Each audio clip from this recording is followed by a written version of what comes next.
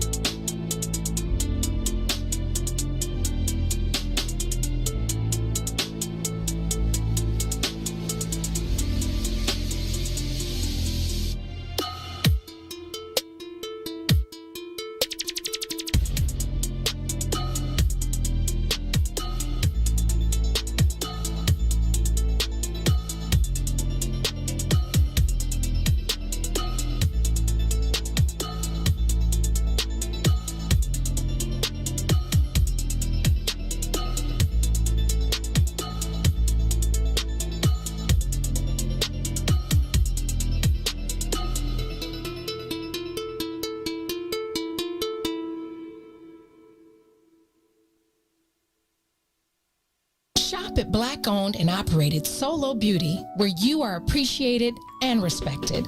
Located at 8158 South Cottage Grove, Solo Beauty can supply all of your black hair care needs.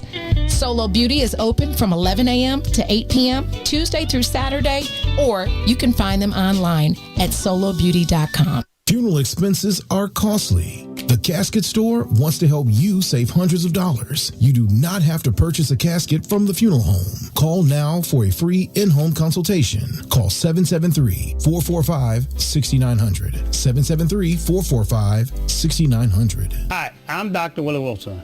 People in Illinois have been crying out for justice, equality, and fairness from their government for years. And it keeps getting worse.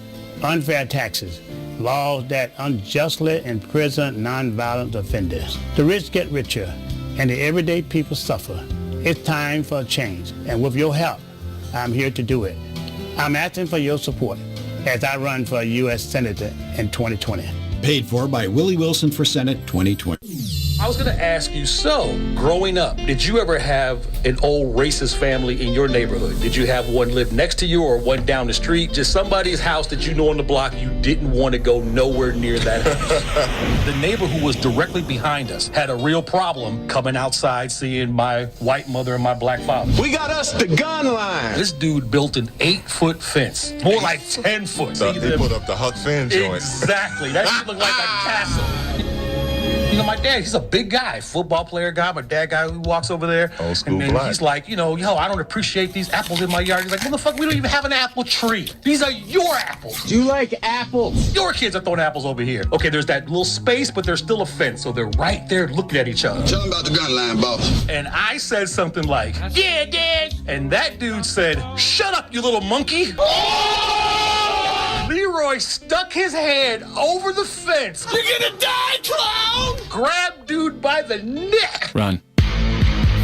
And proceeded to pull him halfway over this fence. Like, finish him. Mrs. Wheeler comes running out. Oh, Leroy, don't do that. It's not worth it. Blah, blah, blah. My dad was getting ready to kill this dude. And within 6 months, that guy moved away. Don't cross the gun line, boss. Right, the gun line, boss. Chicago Famous, 3 to 6, Monday through Friday, right here on What's in It for the Black People Media.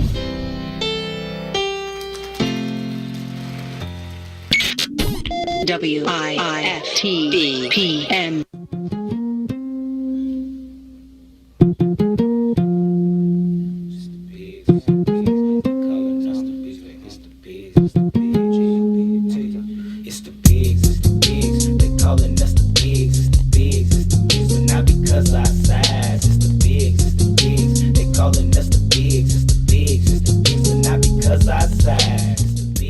It's Thursday, so you know what that means.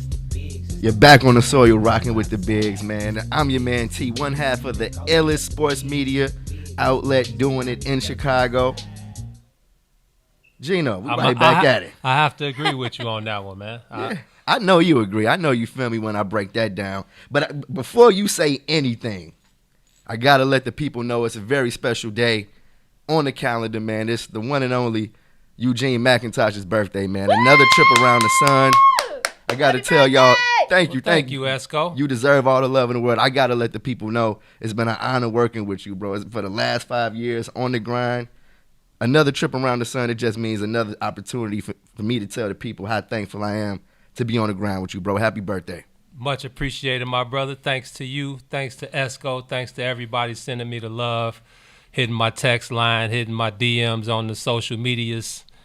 Just everybody showing love, man. Like my boy Esco said, celebrating another day because I made it, man. Yes, sir. My physical frame is celebrated because I made it. Come on. So, yeah, man. Like Cousin 2 said, blessed and highly favored, staying sucker-free, staying cap-free. And, man, it's my Hank Aaron birthday, man. 44 of them, another trip around. And, yeah, man, just happy to be here, brother. No celebration needed. I feel like just having my peace of mind is enough for me. You know what I'm saying? I feel that. You said that to me last night while we were texting. And, of course, it hit home. I had to sit back and marinate on that for a little bit. I feel like that's just the essence of who you are, man. I definitely take a few pages out of your book. I'm not shy in telling that.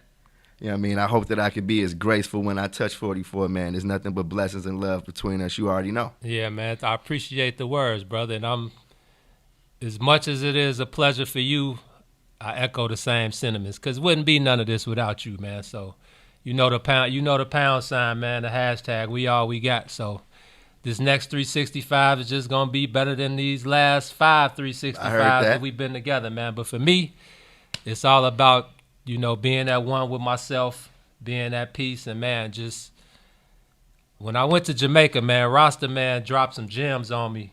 Gems coming soon, too, by the way. I'm going to let y'all land on that. Gems coming soon. Serious preview, okay. But Rasta dropped some gems on me that I can take, you know, to the grave with me, man. And he said it's all about peace, all about being at one with yourself, and all about liberty, man. So you see me, man.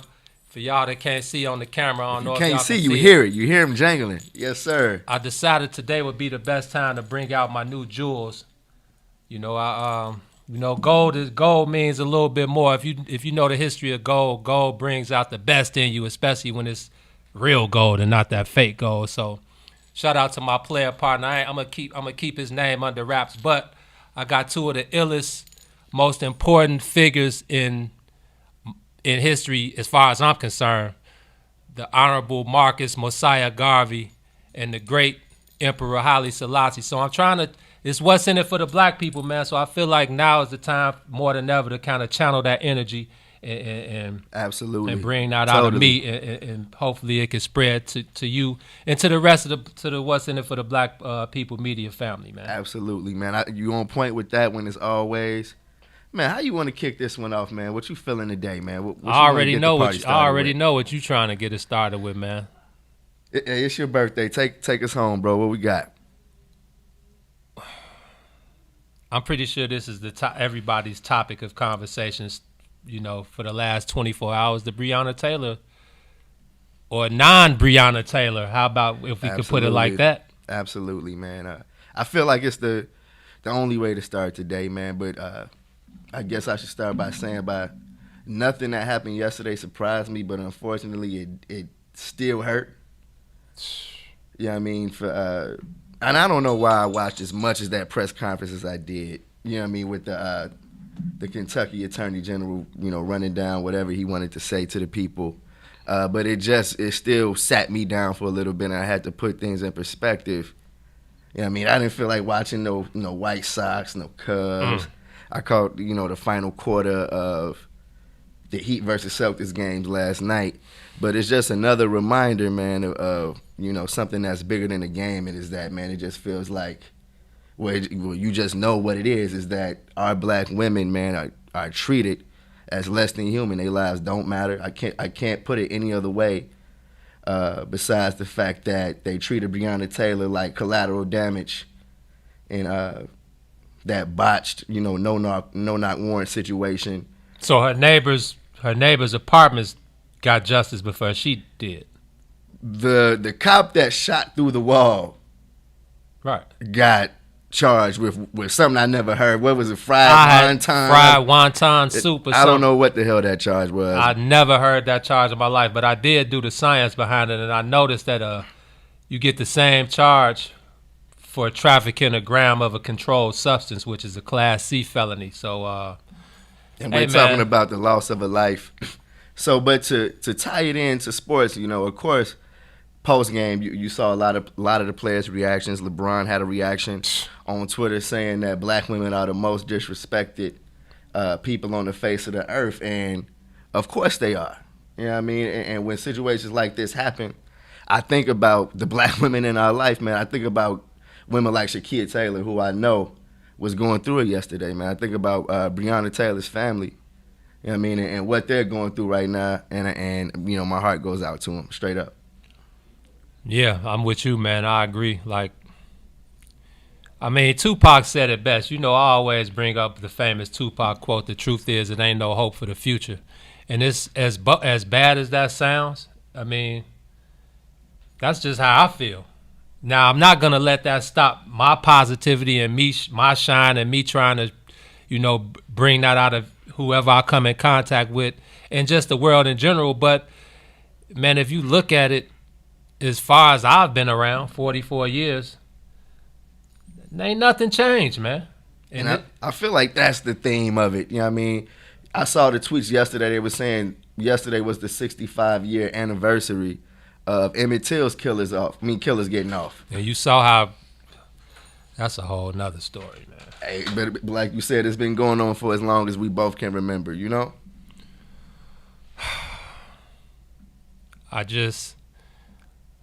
I don't know what to say, man. I'm all said out. I'm all protested out. I'm all rallied out. I'm all just everythinged out, man. Absolutely. It's like, I saw one of Mike Flo, RBG to the death, and I saw he posted something that said, "Kill the killers that killed Breonna Taylor."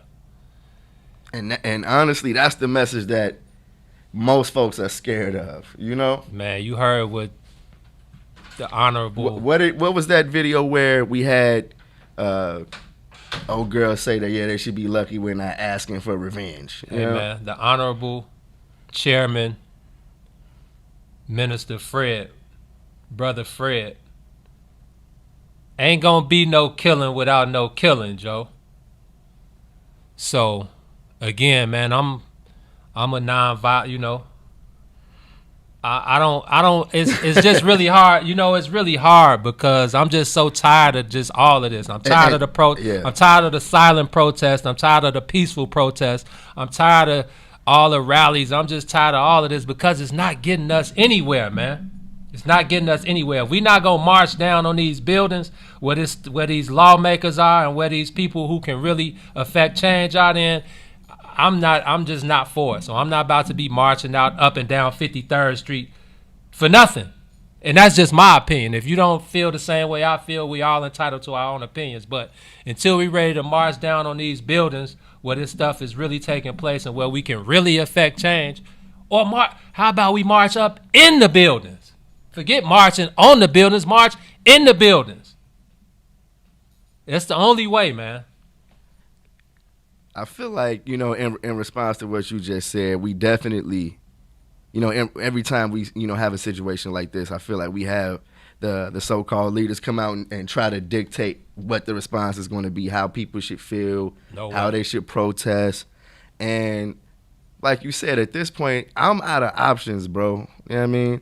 I'm completely I just feel dejected and just sick of it. You know what I mean? And it's like, what do we do when we feel like this? I just feel like I always tell my mother and I tell my grandmother and anybody that's part of my life that really knows me well, it's just part of the plan, bro.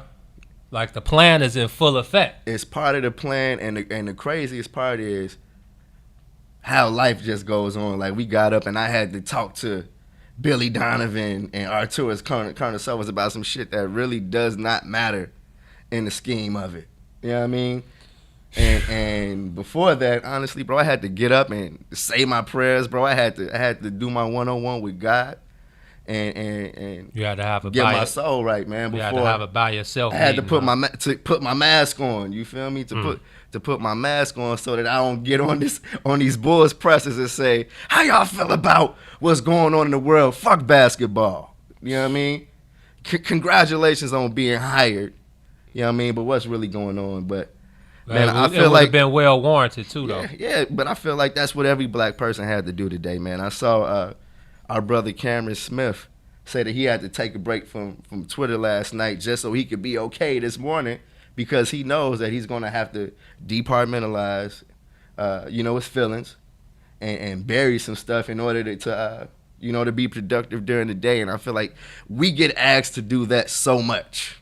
You know what I mean? We get asked just to be okay with so many things that we're simply not okay with. Because it's been going on. It's been going on since inception, bro. Like, this ain't nothing new. That's my thing. It's just an ongoing situation, man. There's just really, it has no ending in sight. You can put end racism in the back of the end zone in the football stadium. You can put it on the pitcher's mound. You can we can lock arms all before the national anthem. We can do all of that, but at the end of the day, that's not stopping nothing. Totally. I mean, you just get to see, that it's all symbolism and it doesn't really have any impact. You know what I mean? I was listening to a lot of the NBA players yesterday, and, a lot of them referenced what the mood was going into the bubble when they were going into the bubble, and everybody was saying, oh, we want to continue to spread light and awareness on the Breonna Taylor situation, on the George Floyd situation, and for, like you said, the non-surprising verdict to come down yesterday, nobody was surprised. But I'm sure a lot of the guys had to look in the mirror, and I want to know what you had to say about it. But I feel like a lot of the guys had to look in the mirror and say, whatever impact we thought we had, we don't have. That's why they should have just not played. And I was 100% hoping, even though I knew it wasn't going to happen, but I was just hoping they said, you know what, NBA playoffs over. Over. But see, then I feel like the question needs to be asked, what would that have done? Exactly. The same thing it did when they set out a game or two or whatever, suspended, whatever word you want to use for it. I mean, I feel like, yeah, it probably wouldn't have done anything now that you say that. That's what I'm saying. It just does that. No, as far as or like what can as far as ending racism or ending police brutality or ending, or at least being able to touch the minds and hearts of people that that are racist. You know what I mean? That they ain't the ones. They ain't watching the NBA playoffs. Or they're watching the NBA playoffs, but they don't care about the lives of these players. Well, the racists that. It's like make the laws are the ones I'm talking about. The keyboard racists, like the guys who sit on Twitter and hurl racial slurs, whatever, because they won't do that if we meet face to face. But I'm talking about the lawmakers, the people who could change the world. They ain't watching the NBA playoffs. They got bigger fish to fry. So, but the thing that stood out to me when that whole Breonna Taylor situation was brought up yesterday is, why didn't it go to trial? You know why. And of course you had to run down a little bit to see the levels of fluff that they threw at people, because I honestly feel like it didn't take much to see that it was a number of things that they could have convicted these guys on. The fact that she laid there as long as she did after she was shot and they didn't administer any help, that's criminal. Man, that cover-up be real, bro. Yeah, of course. Yeah, and exactly. Look at the time, and I feel like it was either the New York Times or NPR that had a dope breakdown of the timeline between when she got shot to when she died. Right. You know what I mean? And they let her pass away, right there in her home. Like, they noticeably did not give a shit about her life from the get-go. You know what I mean? So I feel like it was a lot of things that got swept under the rug, that got ignored, that got just, given the blind eye. That, of course, it's the same, like you said, it's the same story. Oh, yeah, they were justified in shooting back because the boyfriend shot first. Right. But they know the boyfriend shot first, but they don't know what officer shot Breonna Taylor. And then they know. But then they get to the part of the conversation where they say, "Oh, it wasn't a no. It wasn't a no knock." Yeah, it was. Because we have one witness who was upstairs that said he heard. No, he didn't. Cops announce themselves, no, even though homie, Breonna Taylor's boyfriend inside the crib said he didn't hear it. Nobody on the floor. Exactly. And then what about the reporter who came and said we talked to 12 witnesses and nobody heard that? Yes. So yeah, man, it's just a bunch of stuff that I feel like took my attention away from sports yesterday. But I also think, and we've seen this here in Chicago, that the bar is set way too high to prosecute police officers. Like they can get, obviously, no pun intended, they can get away with murder. Absolutely, we've seen it with Kill Boyd, Laquan McDonald, and I'm leaving out hella names. The list goes on. Yeah, man. The laws need to be changed. That ain't happening. So until we march down. But you got to vote, though. Yeah, and what's that going to do? That's going to end racism? Hey, man, you got to hit the ballot box according to the powers that be, right? Yeah, whatever. I'm hitting the ballot box just because. But if you think for 1 second. All right, man. With that said, man, let's go ahead and dive into the first break. We'll be back. You're on the soil with the Bigs. WIFTBPM. Hi, I'm Dr. Willie Wilson, and I'm running for U.S. Senate for the state of Illinois. I will never give up on inclusion and equality, prison reform, reduced property taxes, and economic opportunity for all. I want to get to know your neighborhood and the problems that you face every day. And I want to serve every man, woman, and child in the state of Illinois. A vote for me is a vote for you. Paid for by Willie Wilson for Senate 2020. What's up, good people? You're listening to I Said What I Said with Toussaint Warner and Herb Howard. You'll never breed a warrior. Mm-hmm. Warriors, come out to play. Shh, you hear that? And that's what's happening at every angle. They're creating paradigms where we can only raise feminine men. Yes. Whether they're homosexual or not, they feminine as shit. Sure, because all masculinity is toxic. All masculinity is toxic in a war-torn society where the dominant society is saying to your ass, we don't never want no warriors. Right. You bastards. Any book you've ever read, you can read the Bible, goddammit. Yeah. When they go and they destroy some shit, they kill all the boy babies. Yeah, for sure. I don't even want you growing up to think you're going to do some shit to me. Animals do the same thing. If I come over here and I take over this village now or whatever, like this gonna be my pride. First thing I'm doing, killing the male boys, like killing the male babies. Don't you like, even grow up with don't you even think about it. Ever. Okay? Bitch. Right. You ain't my daddy, you damn right I ain't your daddy. Fuck your fort, little nigga. Fuck your fort. You're not my dad. Oh man, I hate that I laugh at this shit in public. That's real. I hate that I laugh at this stuff in public. That's real though, right? Toussaint Warner and Herb Howard live on What's in It for the Black People Media, Monday, Wednesday, Friday, 1 p.m. to 3 p.m. Funeral expenses are costly. The Casket Store wants to help you save hundreds of dollars. You do not have to purchase a casket from the funeral home. Call now for a free in-home consultation. Call 773-445-6900. 773-445-6900. You're listening to The Bigs with Eugene, McIntosh, and Terrence Tomlin. He's bare-chested, right here on What's in It for the Black People Media. WIFTBPM. Live from What's in It for the Black Media Studio, you're listening to The Bigs with Eugene McIntosh and Terrence Tomlin. Let's begin now.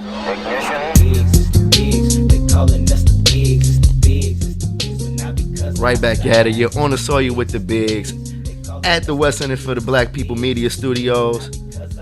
Breaking in another installment of a show. Gino, how you feeling, man? We got some news to talk to the people about because the Bulls got a new coach. We smoked that Jim Boylan pack a few weeks ago, and now it's time to usher in a new era. Billy Donovan is the head coach of the Chicago Bulls, formerly of the Oklahoma City Thunder, the Florida Gators. How are you feeling about that, just without even knowing anything about what he said in today's press conference? Whatever. That's what it is? It's just a whatever kind of feel? Yeah. Just no excitement from Billy Donovan. Not a piece of excitement from nothing against Billy Donovan. I don't care if it was Ty Lue, Mark Jackson. Why? It's the Bulls, bruh. It's the Bulls, but it's completely a new kind of situation. I don't think so. Who's the owner? Jerry, you know who Jerry Reinsdorf is the owner. Oh, okay. So you just saying Arturas Karnisovas is just huff because he's on the Bulls and is no reason to be excited about his first coaching pick. No, I'm not excited. Here's what I feel just off the back with Billy Donovan, man. Hey, it's a professional coach in the building for the first time in years. I give you that. Yeah, I mean, the Bulls had to deal with Fred Hoiberg, Joe, and Man, you know better than most. Y'all tripped on Freddie Hoy, man. Fred was a good guy, a good coach. I'll leave that up to you. I ain't saying he was a good coach, but he never got what he said he was going to get to help put his plan in effect. True, but at the same time, yeah, they got served too. Yeah, it's like what were we 5-50? Like that's what it felt like. Yeah, man, but that's at the end of the day, it's a players' league and the players hoop, bro. I just don't think this team is talented. I don't care who you bring in to cultivate. See, now that's fair. I feel like it's fair to question the team's talent. You know what I mean? I feel like when you lose as much as the Bulls have lost over the last few years, of course, their talent needs to be questioned, but I feel like they have had serious deficiencies at head coach. Since when? Since Big Mike left? Since Tibbs left. I'll bring it up to the Tom Thibodeau era. That's the last time we had a coach that I felt like could put us in position to win. You know? So who do we have? Was Vinny after Tibbs? Vinny was before Tibbs. It went Thibodeau, Fred Hoiberg, Jim Boylan. Oh, man. Yeah, it's been a rough ride. But at least Tibbs had Jimmy and D Rose. And they were in the playoffs with those guys. Exactly. Then we bring Fred in. The last year, Jimmy and D Rose. Wasn't that Fred's? Didn't he get the last taste of Jimmy and D Rose? He got the last piece, but I almost want to say that he was involved in the season before because you heard his name, being attached to the Bulls coaching job for like the whole season, the entire, last season of Tom Thibodeau. It was basically like Fred Hoiberg was the ghost and looking over his shoulder the whole time. Right, but I'm saying, what did Fred Hoiberg have to work with? Well, he had Derrick Rose, he had Jimmy Butler. They dropped the young and athletic moniker that the fan base holds over their head, rightfully so. But then they brought in D Wade and Rajon Rondo. But don't a lot of people say that if Rajon Rondo didn't get hurt in that Boston series, that the Bulls would probably advance out of the first round that year? Yeah. Fred Hoiberg was the coach. Hey, man, if was the fifth, we'd all be lit. But we ain't, and he was hurt, and we took the L. Now, I never said that. Exactly. I laughed at everybody that thought that the Bulls were going to do anything close to winning the playoff series. I don't care who they were running out. Rajon Rondo wasn't going to be the reason that the Bulls advanced past the Boston Celtics, but they did make it interesting. You know what I mean? I agree with the first thing you said, G, as far as people went hard on Freddie Hoy. And I wasn't going, man. Yeah, people did go hard on Freddie Hoy, but it was because he didn't bring he did leave a lot to be desired. He wasn't Tibbs. He wasn't demanding. He was the complete polar opposite of Tibbs. Like, he was all the way the other direction. He was, but if you ask the players, when we talked to D Rose and we talked to Jimmy and we talked to Doug McDermott and a couple of those other guys, they said Fred was very instrumental in their player development. That's because he was an ex-player, man. But time out. Doug McDermott. I don't care. What way did he develop as a player? D Rose, Jimmy Butler, Doug. It was a couple other guys. Jimmy Butler did not give credit to Fred Hoiberg and the guys as far as he said yesterday in his post-game press conference. He gave credit to a few people that have been instrumental in him becoming the type of player he is. And he said Joakim Noah, Luol Deng, Derrick Rose. Those are players, though. But Don't you think if he had an impactful coach that they at least get mentioned? I'm not saying he was impactful, but I'm saying as far as helping him develop as a player, taking time out with him. I feel like Jimmy may have developed in spite of those guys. Wow. You feel me? Wow. How bad did Jimmy want to get from under Fred Hoiberg and Jim Boylan? How bad from what you saw? How bad do you think he wanted to leave? I just think it was the organization as a whole. I don't think it was necessarily Fred Hoiberg because Fred basically gave Jimmy the keys. I don't think he hated Fred and was like, man, this guy sucks as a coach. I just think it was an organizational failure as a whole. I just think Fred Hoiberg. I'm not saying Fred was goddamn Eric Spoelstra. Oh, no. Please don't. But I'm also saying Fred didn't get the benefit of the doubt either.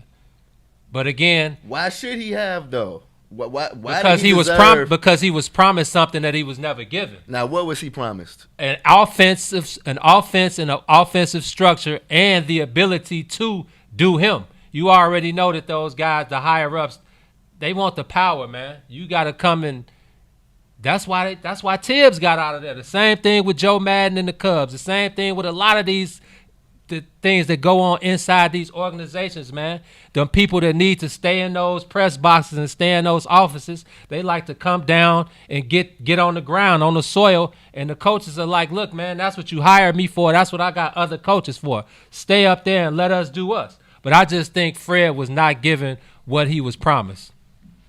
And again, you called out Doug McDermott. It's like Doug McDermott was a spot-up shooter.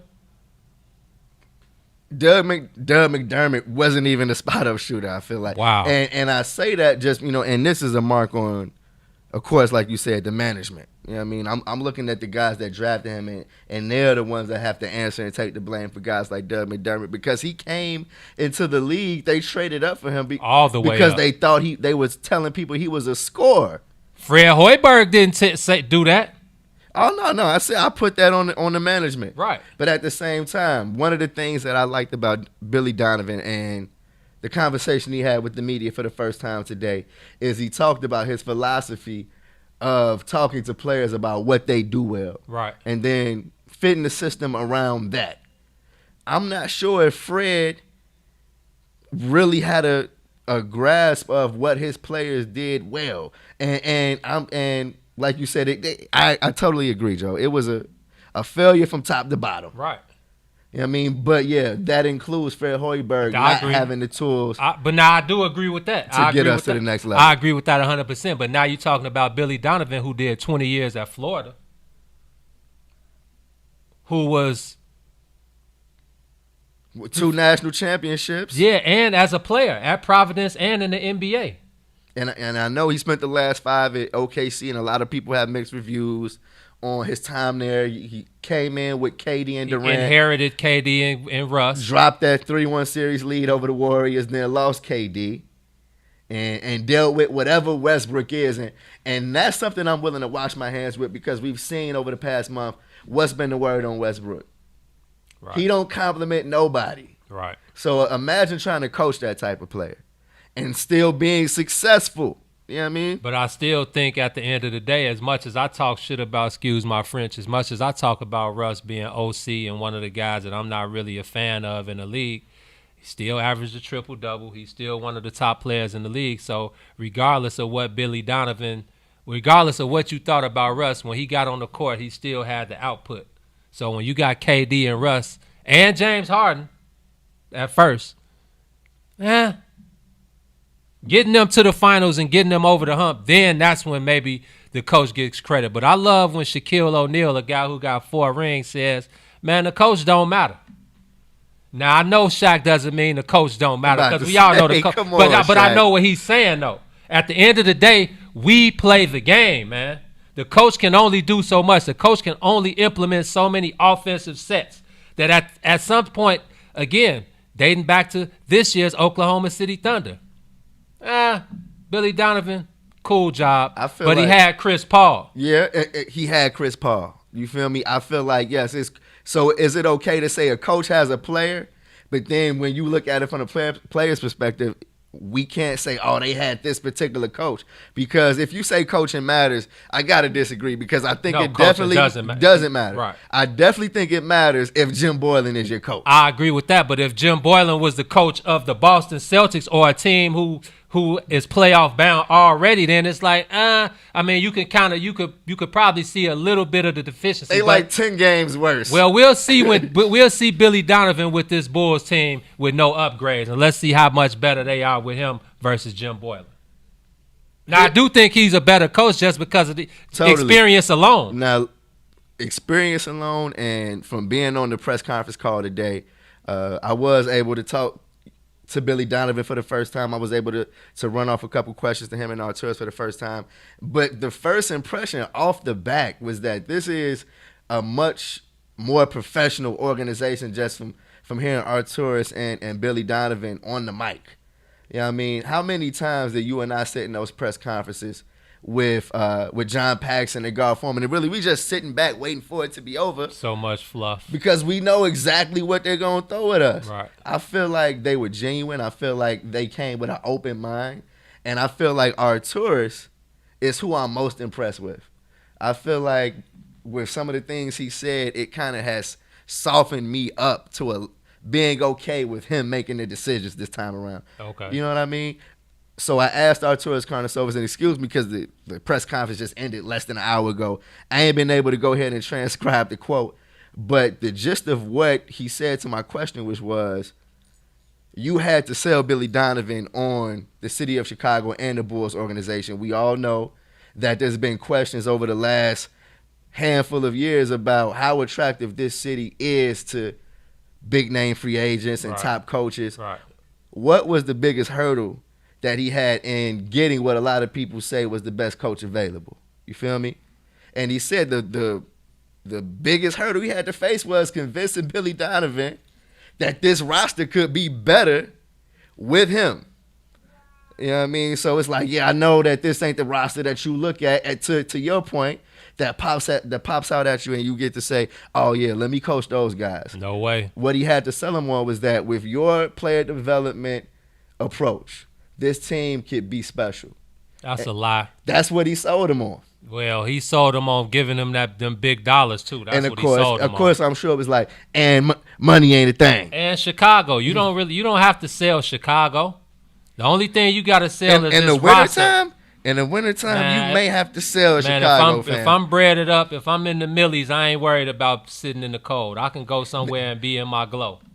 All right, then on the other end of the break, I want to know, if that's the case, why we haven't gotten anybody in forever. Hey, man, let's go pay a couple bills because you know I got something for you on that. You on the soil with the bigs. We'll be back. WIFTBPM. Shop at Black-owned and operated Solo Beauty, where you are appreciated and respected. Located at 8158 South Cottage Grove, Solo Beauty can supply all of your black hair care needs. Solo Beauty is open from 11 a.m. to 8 p.m., Tuesday through Saturday, or you can find them online at solobeauty.com. He is joining Chicago Famous because he is born and raised in the city of Chicago. He is famous. He is Chicago Famous. Mr. Rick Party. Welcome to the show, sir. What's happening for the show started? Ricky! So I had to figure out at that point, what am I going to do with my life? I would listen to the radio. Earl Boston was a radio personality, and I would call in all the time and ask him, hey, can you make a dedication to my girlfriend? Every day I would call him. He said, well, why are you calling me every day at 10 o'clock? You're supposed to be in school. I said, I'm sick, man. He said, to be honest, tell you the truth. But this man taking the time to talk to me on the other end of the phone every day, making dedications to my girlfriend who's in school while I'm out, that just inspired me just as a street kid, living, from Inglewood, Inglewood and Cabrini Green, Right. Back and forth. Chicago Famous, 3 to 6, Monday through Friday, right here on What's in It for the Black People Media. What's good? You back down on the soil rocking with the bigs on What's in It for the Black People Media. WIFTBPM. Live from What's in It for the Black Media Studio, you're listening to The Bigs with Eugene McIntosh and Terrence Tomlin. Let's begin now. You're back on the soil, rocking with the bigs. Shout out to our West Center for the Black People Media family. We holding it down in the studio. Stay tuned. Right after us is Chicago Famous with the one and only Mike Love and Diz holding it down from 3 to 6. Gino, before the break, I asked you, bro. Hey, before we get into all of that, go ahead. You already know when you're on the soil Please, with the bigs, man. Run rules the law. and regulations. We gotta run this lit. You gotta smash that like button. You gotta smash that share button. You gotta smash that comment button. And if so possible, you see the stars at the bottom of the screen. Please support the brothers. Help us continue to push the culture forward. Help us continue to push this great content out. And help us continue to grow the What's in It for the Black People Media family, man. I see a lot of stars already sent today. Shout out to my boy Chris Williams. Chris, I know you sent some, but I couldn't see him. D.S. Sanders for the birthday brothers. Appreciate you, family. 200 stars. Mom Dukes. Hey, as always. A 500 piece. Oh, there go Chris. Chris sent 100 stars. Gardis Watts, one of our top family members. Appreciate you, family. 1,420 stars. Yes, sir. That's big bank right hey, there. It's Gene's birthday on Tuesday, too. Just if y'all sending more stars, we can treat it like it's his birthday next Tuesday as well, man. I see some more people, man. Shout out to Stanton Holmes. Shout out to our brother, too. From I Said What I Said, holding us down. What up, cuz? 50 stars each.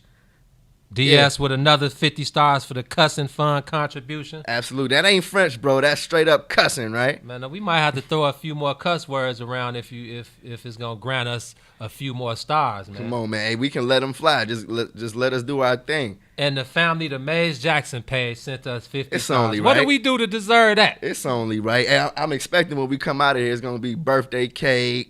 One of them, some wings. One of them fruit platters with the What's in It for the Black People Media logo in it. Oh, come on. Hey, yeah, shout out to Solo Beauty for that. That was a nice look. Appreciate y'all. Hey, man, go shop with Solo Beauty, 8158 South Cottage Grove in the hood. Area. Get all of your hair care needs, all of your beauty needs, and go and support the people, man. We all we got out here. Yes, sir.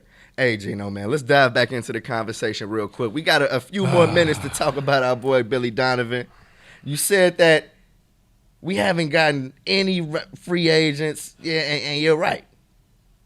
But one thing I liked about what Arturo said, bro, is he said that the number one thing that caught his eye with Billy Donovan is the relationships he's been able to keep and hold throughout his basketball career. It's no reason to hide it. It's about who you know. That's true. And the only way that they can get over that big-ass hurdle that they've been trying to get over for the last 10 years, it feels like, of having a reputation of whiffing on big-name free agents. They didn't get LeBron, didn't get D-Wade when he was hot. We got D-Wade when he was on his last leg. They didn't get him while he was still in his prime. They got Melo for like 2 minutes. Melo for 2 minutes. I'm sure y'all forgot about that. No Tim Duncan, no Tracy McGrady. The list goes on. So many players that they missed out on. But from Arturo's perspective, this is the first step on changing that. True. Do you feel the winds are changing? Are you willing to say that Billy Donovan is the kind of coach that is going to bring some better players, bigger name players, back to the United Center? We saw Brad Beal jump out as soon as the news broke. We saw him quote the tweet with a big Bradley yes. Beal, you coming? You coming with Billy Donovan? You all charged. You know Bradley Beal is one of my favorite guys in the league. I love Bradley Beal. He been itching to get out of Washington, man, the way he was parading the Billy Donovan signing, I'm like, hey, man, you coming through too, cuz, or what? I would love it. You know what I mean? If Billy Donovan can attract players like Bradley Beal that are in terrible situations. That's for his former player at Florida. Man. Yeah. He just signed so much bread in Washington, he ain't going nowhere. Well, I think he got an option next year. I know he's probably staying put this season. It's probably a pipe dream. But you never know. When a player is ready to go, they move mountains to get to where they're trying to be, right? Hey. Who's the owner? Good old JR.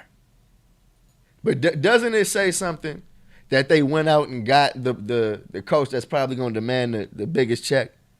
Isn't that kind of a change of fortune? Because when I hear Arturis talk, I got a feeling that he talks to Jay Reinsdorf like nobody ever talked to Jay Reinsdorf. I would love to be in those. I would love to be a fly on the wall at that round table because when John Paxson was kind of Arturis, you can talk to Michael. And then Michael can come talk to me. And hold on, it looks like Arturis is telling Mike, "Hey, go tell your dad I'm here." Now that's something different. He could probably go tell Daddy I'm at the door. He could probably treat Mike. It's like, okay, Arturis, okay. And that's just the vibe I get from him. I feel like it's a boss in the building, you know? I agree with that. I'm not taking anything away from Arturis. We saw what he did in helping Denver turn that whole situation around. I do think Billy Donovan is a good coach, and I definitely know that he has the ability to blend with the players like no other. We see it from all of his ex-players, Joe and Bradley Beal and a number of guys. But this is the NBA, man. This is a players' league, and again, it's all about that roster, bro. It's all about that roster. What free agent do you know wants to come to Chicago with that roster? And taking nothing away from Zach, because I do think Zach LaVine is one of the better players in the league. Do I think he's a superstar? No, I don't.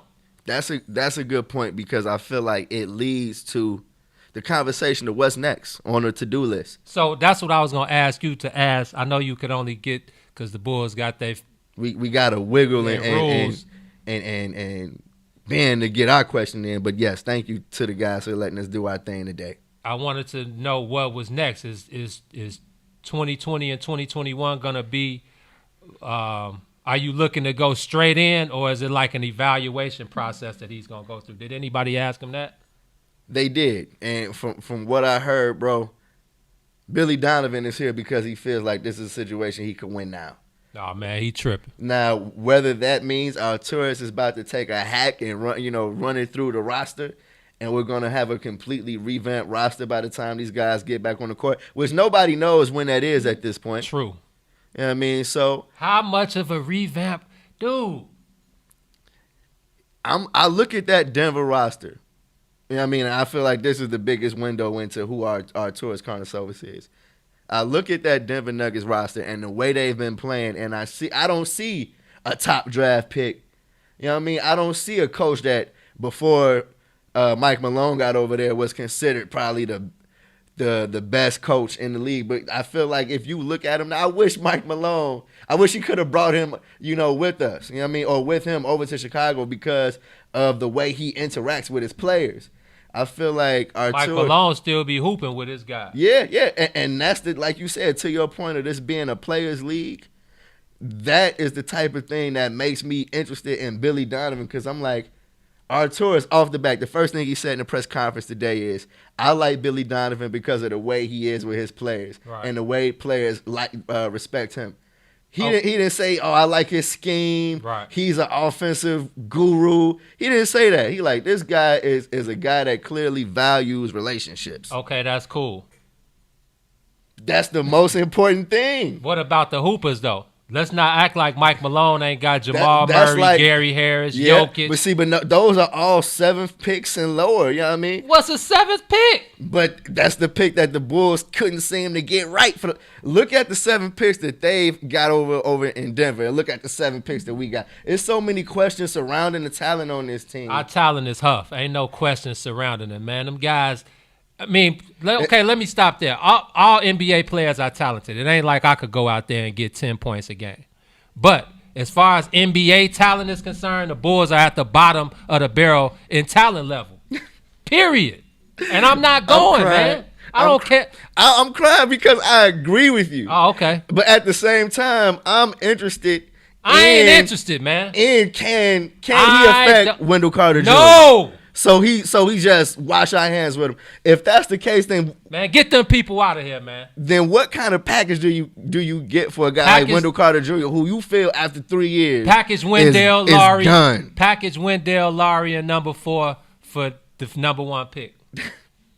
and we bring in LaMelo Ball. Whatever, bring in whoever you want. I wouldn't be mad at that. And basically, because they need to fill them seats up. Well, if again we don't know if the seats are going to be able to be full. That may be a blessing for the Bulls. They don't have to worry about filling seats right now. Right. Okay. But at the same time, bro, like I would not be mad at that if they decided that Wendell Carter Jr., Laurie, whoever, Kobe, all of them guys had to go. Ain't nobody safe, bro. Oh, I wish. First of all, they shouldn't be safe. But if they can flip those guys into top players. Right. Cool, bust the move. Go ahead and do it. Please bust the move. Let Zach LaVine rotate. Let him go elsewhere. Let him expand his game outside of Chicago, where he can go somewhere else and win and be the best Zach LaVine, where he don't have to be here talking to Casey Johnson, me, you, and Joe Cowley after the game about getting bust by a dub every night. So you're cool with them busting moves, but if they lead the roster as is, Huff, L's, no point. Stop it, man. I saw Reese talking about the Bulls are going to be a playoff team next year. And I mean, hey, in the East, you can make the playoffs with a below 500 record. So I don't care about making the playoffs. You're going to get swept first round. And if this team somehow turns into a playoff team, then bro, I'm Washington Wizards, excited for the road that they're the Washington Wizards were in the bubble, man. Yeah. Well, no. They weren't in the bubble. They got skipped over for the bubble. Bradley Beal and them didn't go into the bubble. Who was the bottom feeder in the East? The Bulls. No, that made the bubble. Because there was 22 teams. Was it the Magic? Come on, man. The Orlando Magic, bro. Absolutely. The Magic were in the bubble. Exactly. Yeah. Huff. Entirely Huff. Give me another team. I get what you're saying. Thank you, man. I get what you're saying. But they have to somehow climb the ladder again. They can't stay where they are. The playoffs is a clear move out of where they are. I can't take that away from you. I have to agree with that. But at the same time, making the playoffs at 35 and 47, okay. And see, now here's another big thing I feel like. They're not, parading Billy Donovan out here to be the championship coach of the Bulls. Okay. You feel me? It's solely right now about player development, whoever's on this roster. If this roster looks completely different, I don't know if they got the talent to bring in the type of player that's going to. What do you mean as far as like packaging somebody? Yeah, it's like what's the best player they can get with the best package? Right. If they traded Zach LaVine and some picks. I think you could get some for Lauri Markkanen and Wendell and the number 4. Why not when the consensus on them is that they're ruined at even just 3 years into their career? That is crazy. And I told you how I felt about Wendell, man. Anybody that's having the issues that he's having at this young of an age, that's a problem, bro. That's a huge problem. I saw somebody say that Lou Williams, and forgive me if the person that said this is listening, I forgot who it was. They said he's a Lou Williams type, and I just had to laugh, bro. Who is? Kobe White. Oh, I thought you said Wendell Carter. No. They said Kobe White is a Lou Williams type of scorer. And remember, I think the comparison I gave was Bobby Jackson. From the Sacramento days, a backup point guard that can score. So y'all labeling Kobe White already after 1 year? Not labeling him, but if it's a path that he's on, that's what it looks like right now. So I don't see him as a starting point guard. I see him as a specialist that can come in and get some buckets and heat it up immediately. Kobe said he is the starting point guard of the Chicago Bulls this year, bro. Okay, you should say that, because who's going to start over him? Chris Dunn? Sato. No. Sorry, Satoransky, but you got to sat your ass down. And that's with seeing him for damn near 80 games, you know what I mean? Yeah, what do we need? Like you said, Satoransky isn't like a young player. Why did they sign him anyway?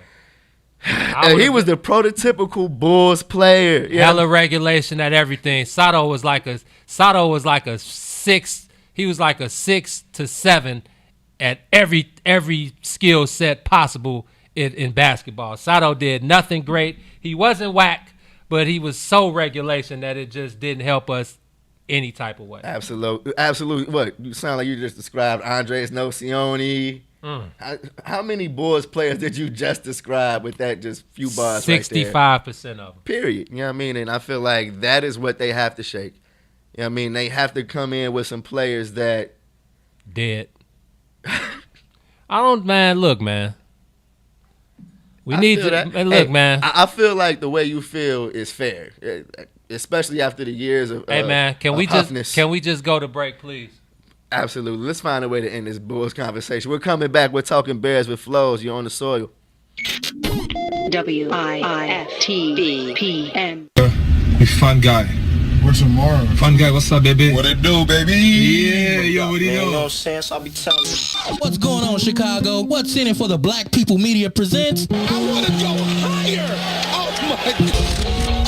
Call your sons, call your daughters, call your friends, call your neighbors. The Bigs. Tuesdays and Thursdays, 1 p.m. to 3 p.m. with Eugene, McIntosh, and Terrence, Tomlin. We got what you need right here on What's in it for the Black People Media.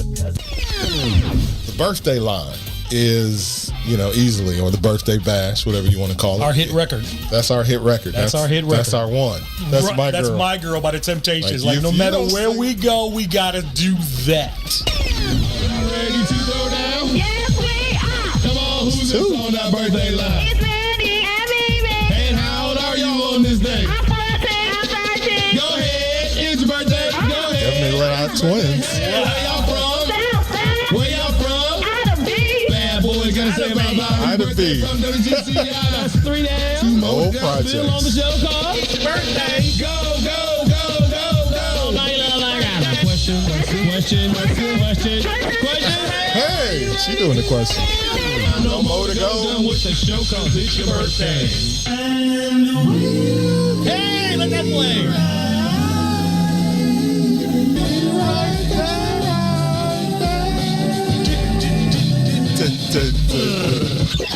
It took, man. I'm tired just listening to that.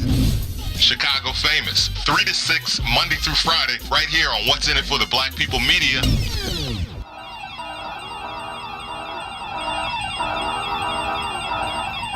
This secure moment is brought to you by Secure Home and Automation, your premier authorized Bring security dealer. Home invasions occur every 23 seconds, fire every 85 seconds, and medical emergencies occur suddenly. In times like these, get secured home and automation and an affordable wireless home alarm system with professional monitoring. This includes fast emergencies response, free security analysis, free equipment, and free installation. A limited time offer, be proactive. Call today, don't delay. 708-251-5069.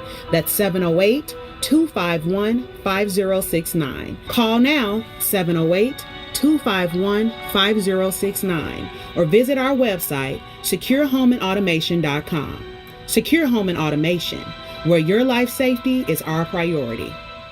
It brings authorized dealers, certain restrictions apply. I was going to ask you, so growing up, did you ever have an old racist family in your neighborhood? Did you have one live next to you or one down the street? Just somebody's house that you know on the block you didn't want to go nowhere near that house. The neighbor who was directly behind us had a real problem coming outside seeing my white mother and my black father. We got us the gun line. This dude built an 8-foot fence, more like 10 foot. So they put up the Huck Finn joint. Exactly. That shit looked like a castle. You know, my dad, he's a big guy, football player guy. My dad guy who walks over there. Old school and then black. he's like, yo, I don't appreciate these apples in my yard. He's like, motherfucker, we don't even have an apple tree. These are your apples. Do you like apples? Your kids are throwing apples over here. Okay, there's that little space, but there's still a fence. So they're right there looking at each other. Tell them about the gun line, boss. And I said something like, yeah, Dad. And that dude said, shut up, you little monkey. Leroy stuck his hand over the fence. You're gonna die, clown! Grabbed dude by the neck. Run. And proceeded to pull him halfway over this fence. Like, Finish him. Mrs. Wheeler comes running out. Oh, Leroy, don't do that. It's not worth it. Blah, blah, blah. My dad was getting ready to kill this dude. And within 6 months, that guy moved away. Don't cross the gun line, boss. Right, the gun line, boss. Chicago Famous, 3 to 6, Monday through Friday, right here on What's in it for the Black People Media.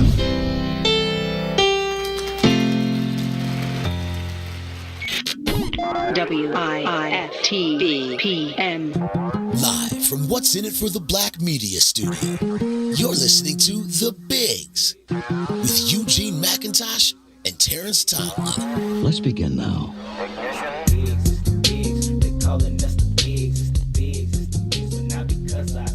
Sunday, the Bears are going to try to go for 3-0 against the Atlanta Falcons.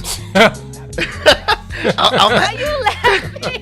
He's like, damn, 3-0 don't sound good to my brother. That sound like the New England Patriots with Tom Brady, man. Come on. We're definitely hoping the guys go 3-0, man. 100%. We got our boy Flows Andolini, a.k.a. Joseph Lewis, on the line to talk Bears with us. He covers the Bears for the Bigs. Follow him at Flows Andolini. Check him out on Sundays on our page at It's the Bigs. Flows, what's going on with you today, bro? Flows, what up, Joe? What's going on with y'all? It's all good, man. Checking in because we got some business to take care of on Sunday, right? Yeah, it's time for us to go 3-0. That's what time it is. Yeah, all right. And you see, Gene is not a believer yet, man. My first question to you is, I feel like Gene's attitude towards the Bears is the attitude of a lot of Bears fans right now. They don't want to take them too serious, but they're not mad that they're 2-0. At all. What do we have to see from the Bears, man, in this Week 3 matchup versus the Falcons that can start to, change the perception of these guys that they're for real and not fool?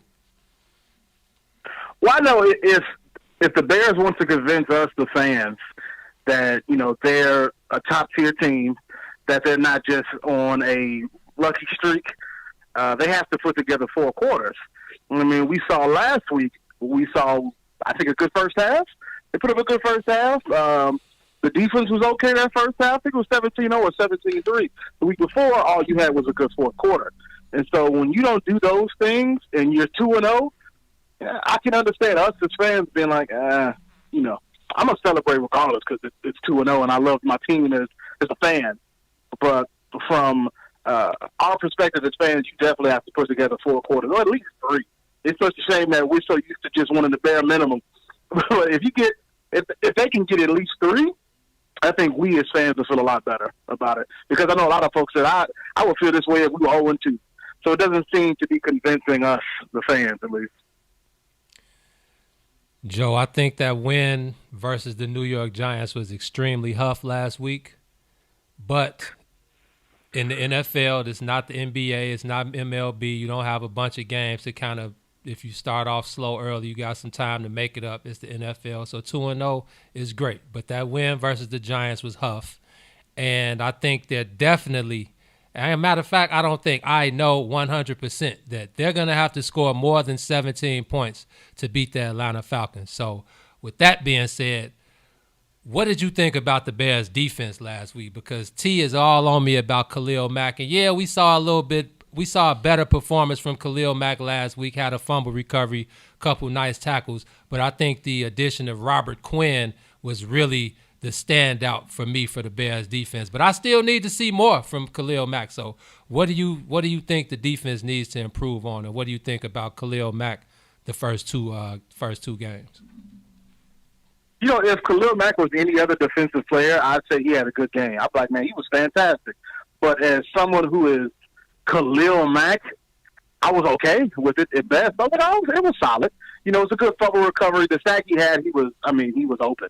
Nobody even attempted to block him. Right. So when you come flying down the line, I feel like all of us could get that sack, and we're not football players. So I wouldn't say I was too impressed by it. It's a good stat.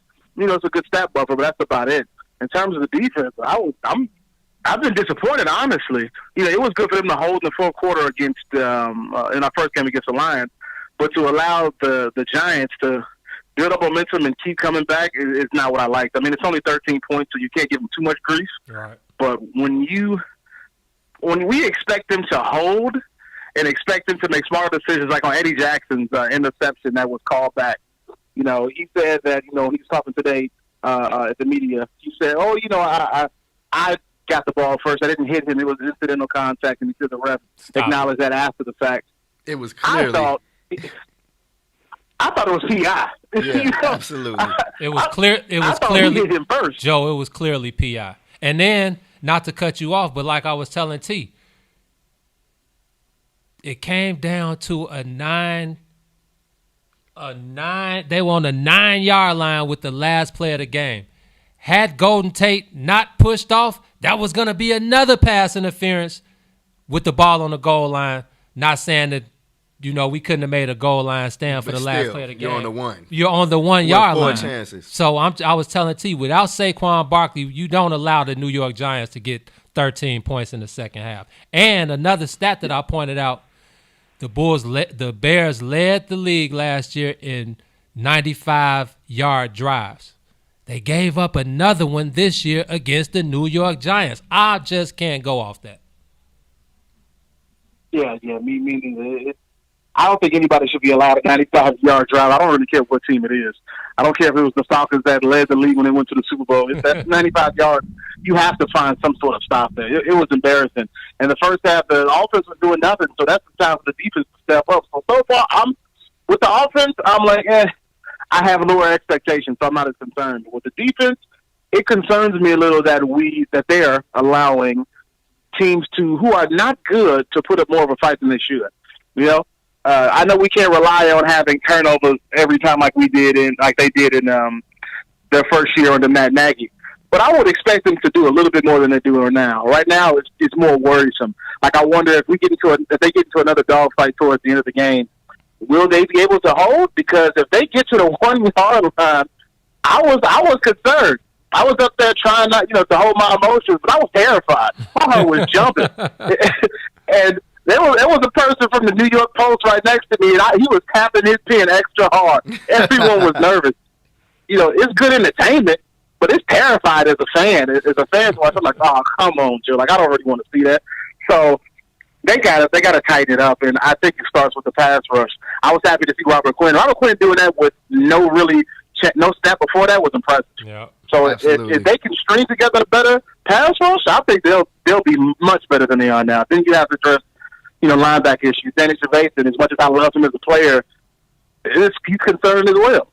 He ain't getting no tick. Absolutely, we didn't see a lot of Danny Trevathan, and I heard a lot of questions being asked about playing time with guys like Danny Trevathan, even on the offensive side of the ball flows. Anthony Miller, who we saw make a few big catches in week 1. Javon Weems, I feel like, had more snaps than Anthony Miller in week 2. From a coaching standpoint, what do we need to see from Nagy, and what adjustments do we need to see from him in week 3 in order for them to come out of Atlanta with a W? I think the biggest thing is to keep that ball on the ground, get the run game going. The Atlanta Falcons defense is not good. So if you can get some, but at the same time, the offense is high scoring. But offensively, Matt Nagy needs to not be afraid. Let Mitch take some shots. I heard from, it was either Demo or Cordero Patterson who said they have built this offense or molding this offense around Mitch's strength. I said, good. Let him get out the pocket. Let him run a bit more. That touchdown that he improvised for Demo was fantastic. Let him do more of those things. And he'll make mistakes. I mean, we expect it. But let him not be when there's an interception, let him keep throwing the ball. If you want your quarterback to have a short memory when he makes a mistake, the coach needs to have just as short of a memory. And so I don't want to see conservatism when you're running up against the Atlanta Falcons, because if they went up 17-0 against the Falcons in this game, in the next half, I guarantee the Falcons will put up 20 the next easily. So the conservatism, the fear that they might come back, that's the one thing you can't have. You need to just let the ball go. Being smart with your decision, and then Anthony Miller, I'm just going to assume he just made a mistake. He just was having a rough game because that was a beautiful pass from Mitch. You can't mess up balls like that from any QB. So I'm just going to I have more the benefit of doubt for him. I think he'll be good going down the line. I agree. Just got to give him more opportunities too. I agree. Man, one of the questions I feel like we need to address, is there a level of huff that Mitch Trubisky can be that will put him on the bench at some point during the game this week? Is there any chance that we see Nick Foles if Trubisky comes out and has the second half that he had in the first half?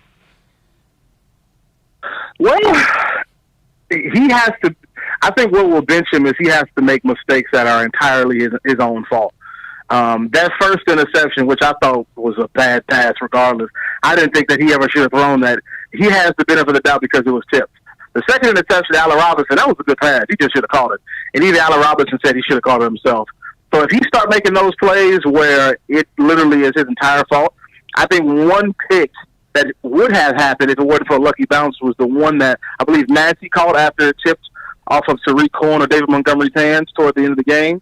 If that would have been a pick, then he would have started to feel the pressure. But so far, Even though, I mean, he hasn't thrown a lot in the second half. Did throw a lot the last game against the Giants. And in the second half of the game against the Lions, he threw more. So if he has a game where he is constantly making these mistakes, I'd give him about 3 turnovers before we start to see. 3 lost turnovers before I start to say, I can understand them trying to warm up Nick Foles. But right now, it seems like the team has more confidence and Nagy has more confidence in Mitch. So that leash might be a little longer than we initially thought. We're talking to Flo's Andolini, a.k.a. Joseph Lewis. He covers the Bears for the Bigs. Joe, you were involved in the Zoom calls over there at Hallis Hall today. I know you were talking to Matt Nagy. What did you have for him today, bro? I was just asking him in terms of how the offense is able to move and be more consistent, rather than, especially with the use of someone like Tariq Cohen. How can they allow not only a good balance between the run game and the pass game? And he said specifically for someone like Tariq Cohen, he said we used him as primarily just passing last year. He was a wide receiver for the most part. He wants to be able to make sure that someone like Tariq Cohen can get on the ground, can run, and he can catch. And then once you allow that momentum to build up on the run game, you allow Mitch to start flinging the football around. And that was his biggest emphasis. If you can get that to happen, then of course for any team, that's almost as good as a guarantee of a win. The difference between us and the risk between the Bears and many teams is the fact that they have talent all over the board. They have talent in wide receiver, they now have talent in tight end, and they have talent in running back. So they want to be able to utilize all of those facets of the game, not just the run game, not just the passing game, but want to be make sure that they're communicating well, they're sticking to their fundamentals, the technique is down right. That way they can jump on an early lead, but also in the second half continue and add on to that lead. And that was the biggest thing that I took away from Nagy. And the players as well. The players said themselves, especially Demo. He talked about how the game is slower and how since there's no fans in the stands, it's been able for him to just put the blinders on and focus on the protections he needs to go through, make sure the running lanes are open for him. So it seems like the team, I don't know, it seems like they're developing a little bit of a swagger. I'm not sure if that's going to equate to wins, but it seems like they're developing a swagger where they feel a little bit more confident in the skills that they have versus last year. Okay, man. Speaking of Tariq Cohen, hey man, nah, man. What you got? Nah, man. Because Tariq got paid, but he's my goofy mark of the day. But we're gonna come back to that later on. Okay, but it's crazy that a quarterback who's got his team off to a 2-0 start that y'all are calling for, asking when Nick Foles is gonna take over. It's because we watched the games, man. Like like you said, we walked away with W's. But, man, some people had to answer for some of the stuff that went down between the lines in those first 2 games. Mitch Trubisky has not put together a full game of good play yet. And until he does, that's why they signed Nick Foles. It's not like he came into the season with a clean slate. You know what I mean? Mitch Trubisky came into the season under the microscope. He's had good moments, which he's had good moments over his career. Right. But we're still waiting for a string of good games. And at this point, I need to see more than one. But I continue to ask you, and I'm going to ask you, Joe, how much of the blame goes to Ryan Pace and Matt Nagy? I think they equally share. I think 33.33333% goes to each one of those guys, man. We slicing that pie evenly. He just gave me precise math. Straight up. It has to be spread around equally. I'm one of those dudes who at times I can be irrational about Mitch because I think he can be better than he is. But the blame has to go to Ryan Pace. The spotlight, the pressure is going to be on Mitch because he was selected number 2. That's not his fault. Right. He didn't ask to be selected number 2. Right. And that's where the blame goes to Ryan Pace. Ryan Pace, I think they take a little bit more blame than Matt Nagy because that was the quarterback Matt Nagy had coming in here. But then after that, Matt Nagy has run some – at certain times, I know that it feels like, at least just from my perspective, it's not a 100% foolproof. It seems like he maybe is scared to make Mitch throw those passes downfield that might result in a bad interception because once that happens, what do we as fans do? We calling for heads to roll. We're saying, no, get rid of Mitch, get rid of that, put in Nick Foles. I think I feel like the pressure is off of him a little bit less, but it's a shame that every week he's going to have to keep doing that. If he was drafted like the 4th or 5th round, we wouldn't give him much grief. Exactly. He's doing okay. But that second pick, that's tough. That price is going to follow him until he puts up another good season. His last good season was the year before. Was first year with Nagy. I thought it was fine. I thought it was a good building season. If he can do that and better, then I think the pressure will be off and we won't be talking about, when is Foles coming in. But it seems like nobody's question is regarding Foles or regarding, if he's going to come in or not. So, and I think the team may be rallying around him. We'll have to wait and see. That's Flows and Delaney coming to you from the crib. He covers the Bears for It's the Big. Shout out, brother, man. Thank you for coming in to tune with us. We'll catch you next time, man, on the other end of hopefully another Bears W. All right, y'all. Y'all be easy. Peace, brother. Gino, you're not believing in those Bears, man. We definitely want to hear from the people, man. No, it's not that I love the Bears. Bear down or nothing. But you need to see more. You're not impressed. I feel that. That's all. 872-259-7474. You got a question for the Bigs. Something on your head. You want to talk about the Bulls, Bears, whoever. Call the number. Jump into the conversation. We're taking calls at 872-259-7474. 872-259-7474. Sounds kind of like that 588-2300. You see, I was running straight to it. It was just rolling off my tongue. The Bears 3-0 in Atlanta. In Atlanta, right? It's going to be a challenge, man. Definitely their biggest challenge of the year. I thought you made a good point where you said they're totally going to have to score more than 17 points in order to beat a Falcons team that just throws it at will. Like they got so many weapons through the air that it could be over quick if the Bears come off their game. True. You know what I mean? So I definitely think this week is going to be a huge test. But it's one I feel like the Bears can come out victorious in, man. I don't think the Falcons are one of those teams where, they're playing a team like the Bears and it's an automatic win. This is going to be a battle. No doubt. It's going to be gritty. It's going to be tough. And they're 0-2, right? Yeah, a 0-2 team looking to get that first win under their belt within the first quarter of the season. It's always interesting games. You know what I mean?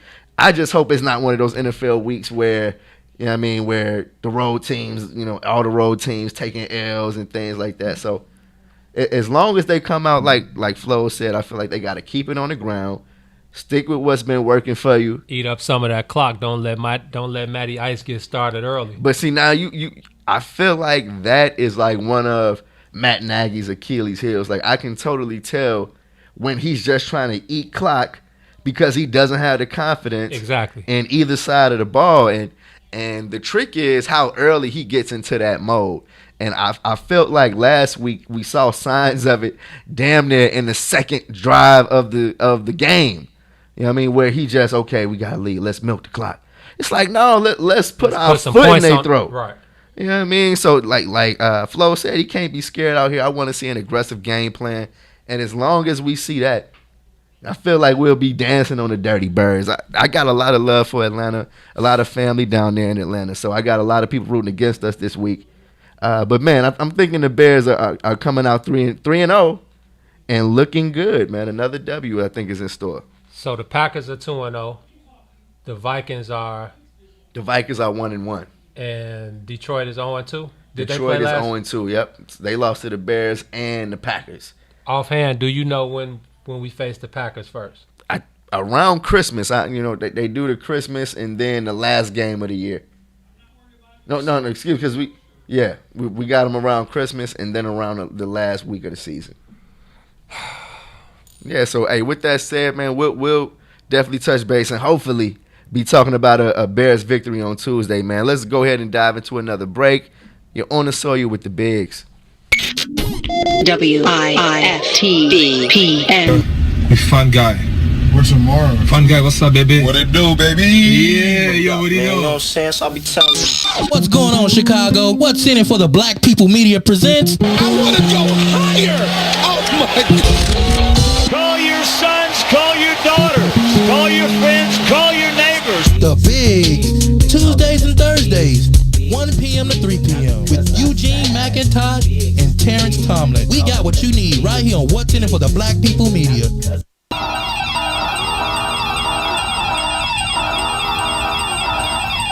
This secure moment is brought to you by Secure Home and Automation, your premier authorized Bring security dealer.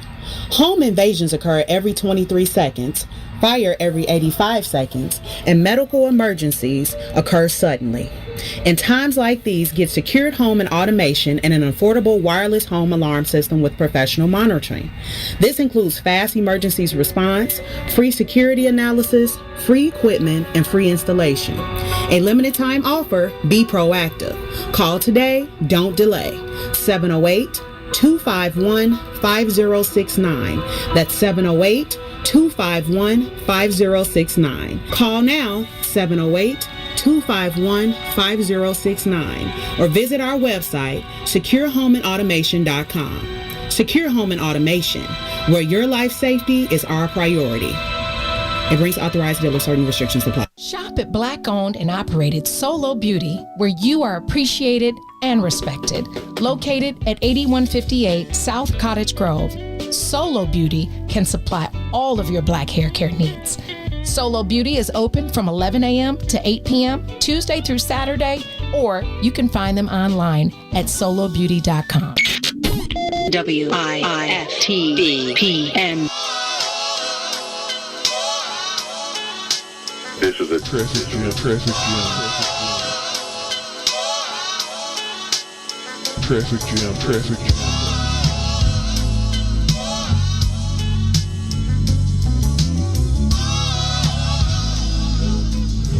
Traffic jam. Traffic jam. Traffic jam.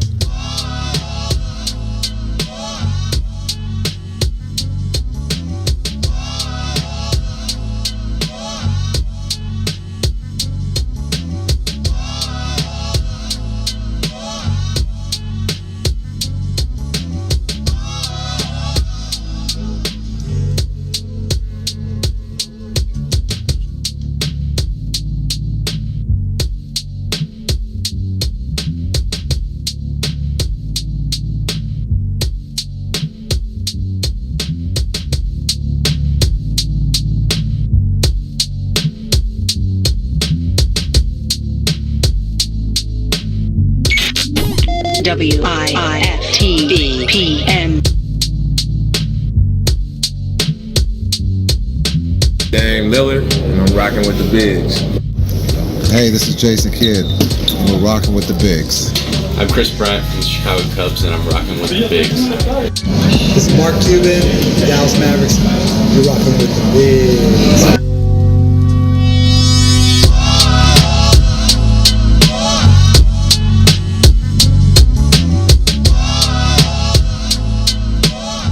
You are back on the soil rocking with the Bigs. I need no introduction. I'm in the building with my player partner T-Tom holding it down. And man, I just want to give a shout out to the What's In It for the Black People Media family, man. We got the Maze Jackson show 6 to 9 every day. We got the Book of Dawn. We got Salim's World. We got I Said What I Said with Cuz and Herb. We got Triggered with Mike Brown.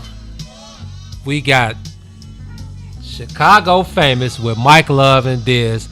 And you guys definitely need to stick around because next 3 to 6 today, the brothers have the one and only Leon Rogers on coming up next, 4 o'clock p.m. So make sure y'all tune in to Chicago Famous with our boys, the legends, Mike Love and Diz. I'm sure that's about to be hilarious because anytime you get Leon Rogers on with Mike Love and Diz, I'm Leon, sure it's about to be crazy. That man Leon is a nut, man. Absolutely, absolutely. I'm looking forward to Chicago Famous coming up with Leon Rogers at 4 o'clock. Y'all make sure y'all stay tuned. Till then, man, Gino, unfortunately, I feel like the whole vibe is about to change, bro. Now, it's crazy that we got 2 teams headed into the playoffs for the first time, and I couldn't tell you how long. And come on, ever? I don't know. When the last time they was ever in the playoffs together? Feels like ever. I can't remember. As long as I've been alive. About to say, I can't remember it, bro. And for the last couple of weeks, we've been talking about a Chicago World Series. We still need that. Shout out to Sony. We totally need that. But man, both teams are in a super funk right now, Gino. I know that you've been holding it down on Wrigley, man, but on the south side right now, bro. Since the guys clinched on, last Thursday, a week from today. A week ago, yep. We won 1 game. I think the guys are 1-7 in their last 8 games. They sit no longer at the top of the AL Central. They're a half game behind the Minnesota Twins. Wow, are they in second now? They're back in second place, just a half game behind the Twins. And I know they've been walked off the last 2 nights, right? Walked off the last 2 nights versus the Cleveland Indians, a team who you would have loved to see the White Sox put in their place. You know, the Indians clinched the berth with their first walk-off against the White Sox a couple of nights ago. Last night was more of the same, another walk-off victory. Even on a night where I felt like Lucas Giolito looked really, really good. Like when it comes to the White Sox pitching, going into the playoffs, I'm actually excited about that. But what I'm not excited about is the offensive slump that the guys are in. They can't seem to manufacture runs right now. And with the playoffs right around the corner, I'm wondering if they have enough time to flip the switch. That initial series where I feel like when you look at the schedule, the top 4 teams are going to, you know, have home playoff series in the first round of the series. And from listening to guys like Lucas Giolito after the loss yesterday, they certainly know that. You know what I mean? They know that it would have to be a catastrophic failure in order for them not to have home field advantage in that first round. But one thing I wish I heard a little more from the guys was a little bit more thirst to win the division. You know, Lucas Giolito said that in the scheme of things, making the playoffs is it? Yeah. In the scheme of things, it would be nice to win the division. Nah. But it definitely didn't sound like it's number one on the priority. And I feel like that is the mark of their inexperience. You know what I mean? I feel like that's part of their growing pains. They are taking the foot off the pedal. So only division winners play that first series at home? Yep. The division winners, and then the next 4 team, of them. Yep, the team with the next best record. Absolutely. So the Sox have probably be solidified. You know what I mean, and that was the biggest takeaway from the post game yesterday, where you saw where their mind was. That they will. They know that they're going to get a home series. Okay. You know what I mean? They know that for the first best out of 3 series, they're going to be here in Chicago. Before, and you know, in the event that they win it, that they have to go to a bubble. So nah, man, you definitely want to win the division. Like that's a no-brainer. Any Major League Baseball player would tell you the number one on the list of team accolades is winning your division. And see, that is, I feel like that's a little strange because I know with the White Sox, we saw what the news was when they clinched. Oh, this is the team that hasn't made it since 2008. So the whole making the playoffs thing was a huge weight off of their back. You feel me? Like the idea that this team, and you spoke about it, you know, earlier in the year, you know, multiple times when we talk about it, nobody really expected them to be division winners, right, best team in the AL Central. Right. And I'm starting to feel like not even those guys. You know what I mean? But I can't front and tell you that I definitely didn't like, you know what I mean, that was the impression that I got from it because, like you said, if it's a mission that's going to push you is win the division, especially if you're right there. If you're holding the division down right now, you want to win it. You know what I mean? You don't want to see a team like the Twins come from behind and snatch it from you after you handled them, you know? After you handled them, you know, L's or 3 losses out of in their last series out of the 4-game series. The Sox won 3 of them. The Twins shouldn't back their way up, you know, and win this division. I feel like that would be a total drop of the ball from the White Sox, and it makes me worry, can they make it out of that 3-game series?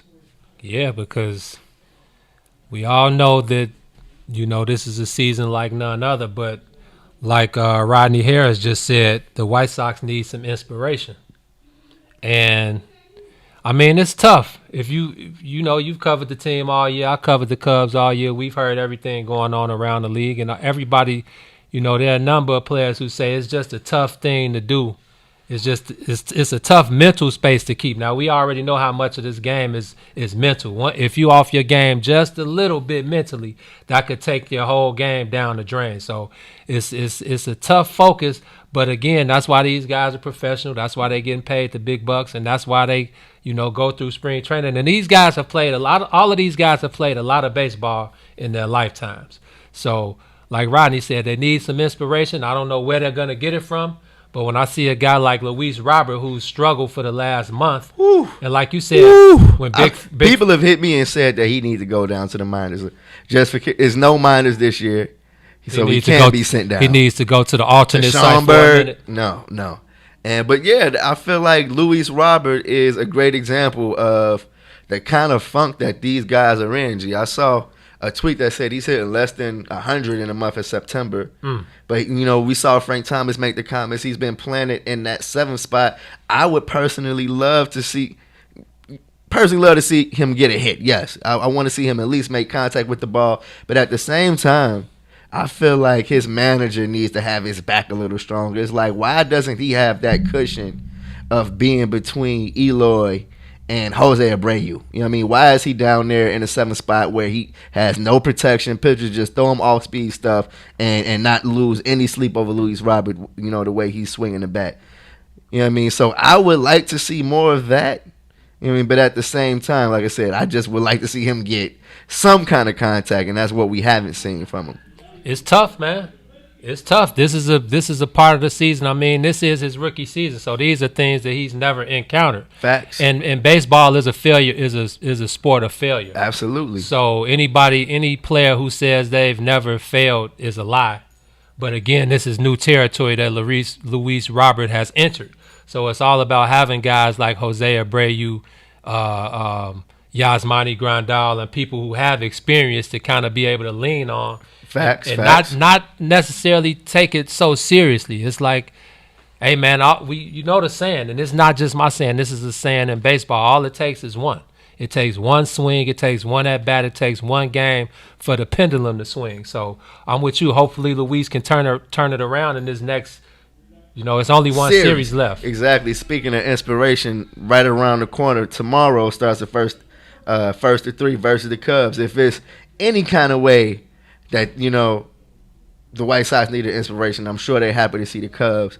But Gene, I heard something come from Kyle Hendricks yesterday after the Cubs game that I wanted to ask you about. Well, it may have came in pregame.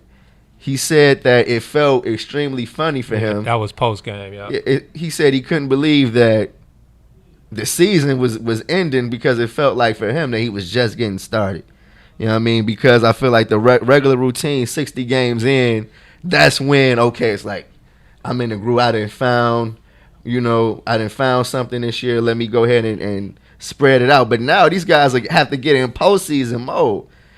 How much do you think that's contributing to the funks that both teams are in?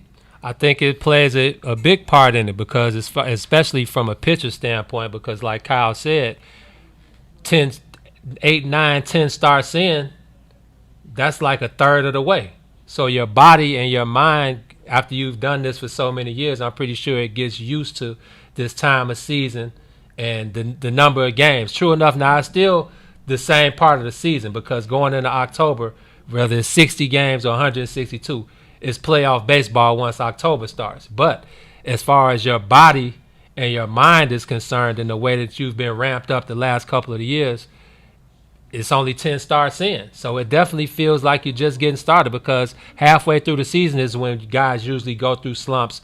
Pitchers usually get the dead arms. They have to kind of work through that stuff, get their arms back and get ready for the stretch run. But with things coming so fast and, just having this different routine, having to live in your own bubble, not necessarily a bubble like the NBA, but having to go straight from the park back home, not being able to do things you would normally do. Sometimes if you're having some downtime in the season, you go out and do something to get your mind off of your struggles. That's a great point. But now that you don't have that opportunity or that chance, it's like that's the same regular routine that you have to go through. Maybe that's not helping any.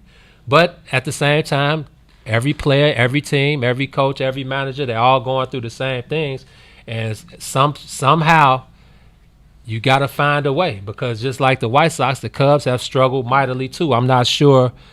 Matter of fact, I'm going to check because the Cubs are playing their last of 4 against Pittsburgh the Pittsburgh today, right? Pirates right now. Let me check the score. It wasn't looking good the last time I looked at it. You said it was 2-0 It last was time 2-0 we last checked. time I checked, but that was in the first inning at the top of our show. Let me check. Right now, it's 6-0 in the bottom of 7 against the Pittsburgh Pirates, which is not good. That's crazy. I can't believe that they are just falling into the playoffs the way they are. Yeah, you know what I mean? last night I tweeted that these are some of the toughest, most non-inspired at bats that I've ever seen from a Cubs lineup. How do you get inspiration? Like, shout out to Rodney, he said it.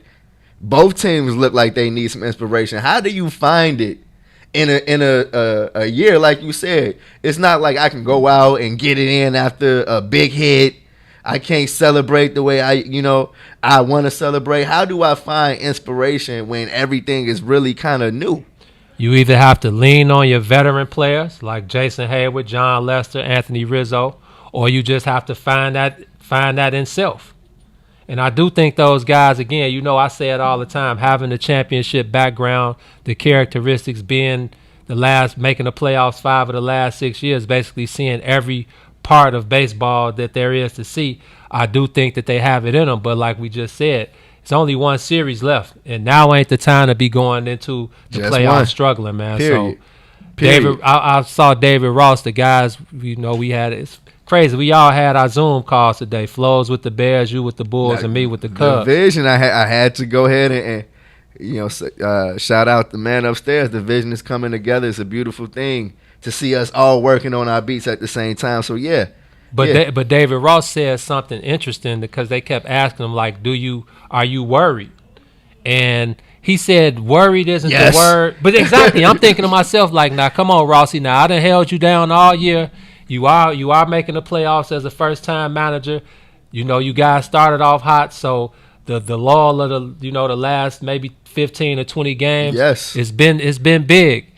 But you kind of got to be worried because this is the same thing that the Cubs have gone through for the last 4 years. The offense is known to slump in the last part of the season going into the playoffs. So he's definitely worried. Okay, he's going to try to keep his poker face for us, but I know damn well that David Ross is definitely worried about an offense who the Pittsburgh Pirates, come on, them guys don't even have 20 wins this year. Exactly. It's just the wrong team to be dropping games to. You're supposed to beat the brains out of the Pirates. That's not going down. But to your point, I feel like Ricky Renteria is in the same boat. For the first time this year, I feel like he's had to go deep in his bag to make sure his players stay calm. You know what I mean? I feel like over the last few games, and I feel like it's my biggest worry, bro.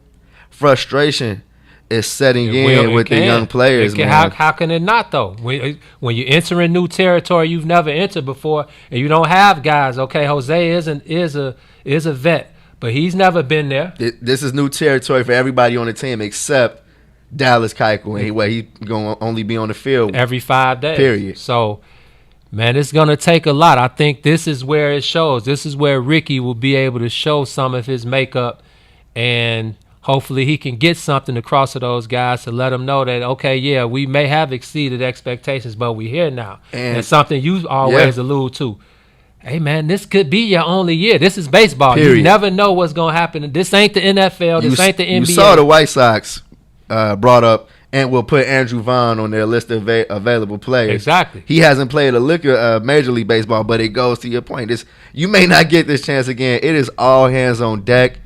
And I still think the White Sox, just like the Cubs, like you said, Gene, they're going to have to lean on their veterans, man. And who are their vets? Jose Abreu, Tim Anderson, Yohan Moncada. That is your veteran core. And like you said, yeah, Dallas Keuchel, Yasmani, James McCann, maybe. But there it is right there. Those are the guys that you're going to have to lean on. And honestly, this team goes as Tim Anderson goes anyway. So where do you think Tim's mind is? Because like you said, I like what he said about when they did clinch the division. Yeah. It was basically like, well, we ain't done nothing yet. But, and that was a week ago at this point. You know what I mean? And they've definitely haven't done anything since then. And then he got tossed a couple of nights ago. I saw that. Angel Hernandez, partly can't blame him because he's a crank. The infamous Angel Hernandez. The balls that were about 5 inches out of the fucking plate were getting called strikes. So, yeah, you're mad, but still, that was an extra innings game where they completely needed Tim. You know what I mean? I'm not mad they got tossed out. You want to show some emotion. Maybe that would have been the inspiration that the team needed. Unfortunately, Jose Ramirez came and just knocked the brains out of the ball. Like I said on Twitter, that one felt like one of those Mike Tyson uppercuts. So I can't even front. That was one of those, okay, can we get up from this? You feel me? Like, I want us to get up from this, but can we get up from this? And when we do, are we, how dazed and confused, how long is that going to linger? I thought they really needed the game yesterday. I felt it was the biggest game of the year. It was another heartbreaker. You know what I mean? So this one is like, all right, well, can you get a W to salvage and avoid the sweep so that we can go into this last series versus the Cubs and view it as a tune-up? You know what I mean? So, yeah, the work is in front of both teams, mano y mano. It's been heartache the last week or so in Chicago on both sides of the baseball world, man. And now we get to take it out on each other. Pick your swords up. Pick your swords up, South man. Side versus North Side. Crosstown Classic. Maybe. Sonya, I know you got some Cubby Blue underneath your sweater. I know that you whip keep it it out. thorough. Yeah, whip it out. Hold on, check out. I wish we could turn the camera around. I know it's somewhere close. So like Snoop said, I know why I'm mad. I know what it is. Y'all ain't got y'all don't love us. Y'all don't love the South Side in here and what's in it for the Black People Media Studios. Man, let it be known then. Man, hopefully this is the jump that these guys need. Yes, bro. Regardless of who wins the series. Again, we both clinched the Cubs magic number is 3 right now. Any number of Cubs wins and St. Louis Cardinals losses gets them the division. But it's all about winning that division, man, so you can have that first series at home. So hopefully these guys can battle it out this weekend. Of course, I want this Cubs to win. Of course, you want the Sox to win. But either or, I just want to see some good baseball from both sides going into next week because October baseball is a whole different beast. And it could be 2-out and like before you could blink an eye. That would hurt. That would hurt. I would want to reset. But with that said, let's jump into the last break. You're on the soil with the Bigs. WIFTBPM. When you need vibrant, colorful gear that offers high-performance material that keeps you cool, call Agent Huff Custom Gear. Let us take your expressions and create something new for your everyday wear, your bedroom, or bath. For all your needs, we offer custom sublimation, silkscreen, vinyl, and embroidery. You can reach us on all things social at Superhero Huff. www.superherohuff.com or 630-476-9191. Hi, I'm Dr. Willie Wilson. In my life, I've gone from cotton field to corporate boardroom. I've seen great success and walked many roads. I know how it feels not to have. I'm asking you to vote for me for U.S. Senate for the state of Illinois. I can do the work that few others may understand. A vote for me is a step in the right direction for our state and our country. Paid for by Willie Wilson for Senate 2020. Hey, what's good? This is Mike Love. Hey, what's up? It's Diz, and if y'all ready to get y'all trip on, we got something for you. Chicago Famous. 3 to 6, Monday through Friday on What's in It for the Black People Media. If you've been a fan of our podcast, Chicago Famous, now you get to see us live Monday through Friday from 3 to 6 p.m. We are going to be off the chain. Make sure you check us out. We out west with it, where we live illegal, leaning off. Dang, Lillard, I'm rocking with the Bigs. Hey, this is Jason Kidd. I'm rocking with the Bigs. I'm Chris Pratt from the Chicago Cubs, and I'm rocking with the Bigs. This is Mark Cuban, Dallas Mavericks. You're rocking with the Bigs. So try and keep up and keep it low key, cuz police try and treat us and keep us on a leash, cuz that's how they see us, thinking we nuts. Cuz we'll die for the ground beneath us, because this land made us. This land made of players that stay on paper. That's how we came up amongst the mayhem to the day when we display what we made of. The game could never change us, the West Side teaches. On these streets where you find that D before G. We out west with it, back down, trying to flip a dollar. If you looking, then we got it, you just got a bit of plot. We out west with it, riding clean, wetter than the sea. On the scene with a full tank, blowing AC. We out west with it. I'm posted, let me know what y'all on. Cause if y'all get on something, then just hit my phone. We out west with it. Yes, sir. Hustle for every penny in the trenches. But we turn struggle into strength. Smell the grind in the air, take a whiff. Only the nose knows the aroma. Compose the money rolls that fold up. Holding cold cups. Searching for those that got the purple. You're back on the soil, rocking with the bigs. Make sure you do us a favor and stick around for Chicago Famous. They're bringing Leon Rogers to the West Center for the Black People Media Studios at 4 o'clock. Get your laughs ready. It's going down with the Chicago Famous family. Mike Love and Dez holding it down from 3 to 6 p.m.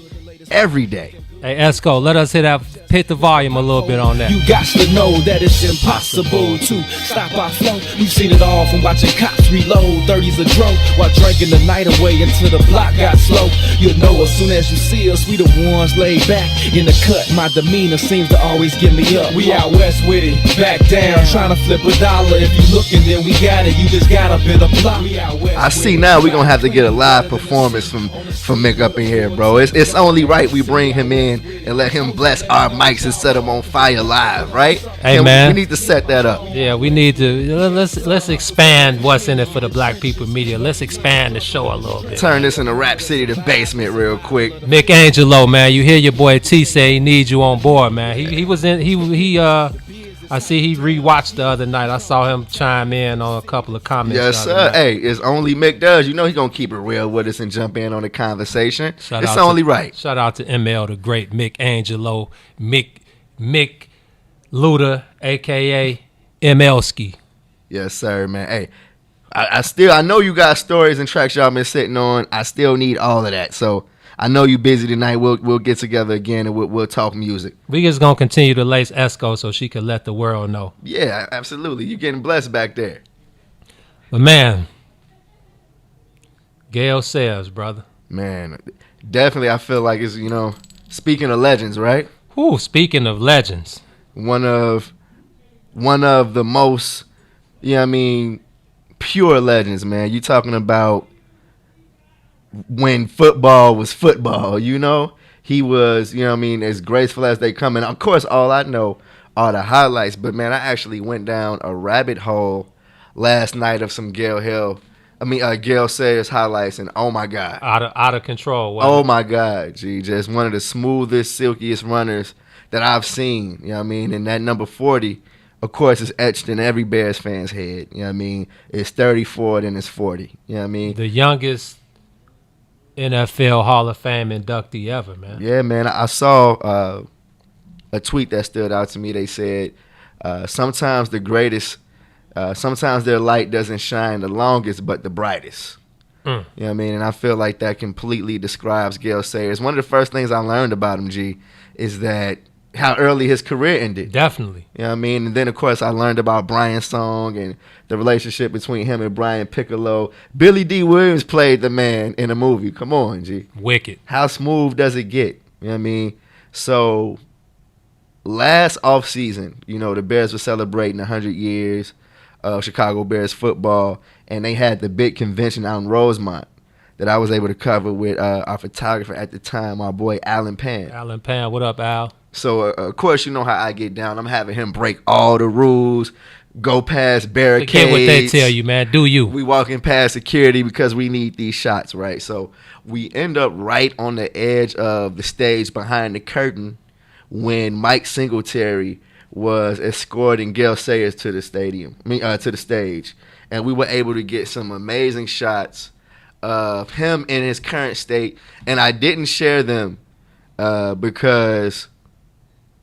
I feel like they may have been the best pictures, of him, that I've seen in that time. And you saw, you still saw what was left from him. And it was heartbreaking. It was a heartbreaking picture. But you saw the connection between Mike Singletary and Gail Sayers right there on stage. They both had on their Hall of Fame jackets. So I felt like that was that. I felt like it still encompassed what he means to the city of Chicago. Just his presence meant so much to the people there. Of course, he didn't say a word, but it was the loudest that it was that whole day when Mike Singletary brought Gail Sayers out, man. So definitely the big sins, you know, and we wrap our arms around the Sayers family, you know, as they go through this time. But, you know, legends live forever, and he's one of the guys that's going to live forever. I saw Eddie Payton, Sweeten's brother, talking about Gale Sayers yesterday and how much of just a great overall guy he was. And he said that hopefully they both up there chopping it up, talking about who did it better than the other. Yes, sir. Come on, you know they are. Are those top 3 Bears of all time? Oh, yeah. Not just, you know, you talking about 1 and 2 right there. You know what I mean? You're talking about the best 2 Bears, the greatest to ever throw on the navy blue and orange.